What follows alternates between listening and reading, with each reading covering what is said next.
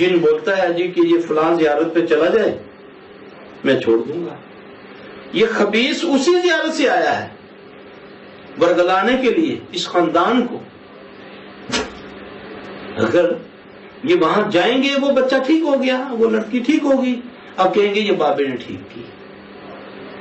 یہ ہے اس کی عدو مبینی کی، یہ اس کی کوالٹی کہ کس طرح یہ دشمن ہے۔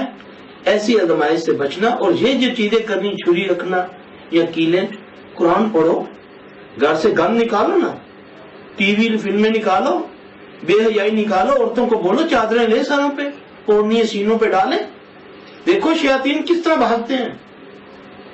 ہم جو مرضی کرتے ہیں، ساری دنیا کے مولوی گھر میں بٹھا کر قرآن پڑھا لیں، نہیں جائے گا شیطان، کیونکہ گانا شیطان کی آواز ہے۔ ایک طرف آپ نے چھری رکھی ہوئی، ایک طرف آپ آیت الکرسی پڑھ رہی ہیں، ایک طرف آپ نے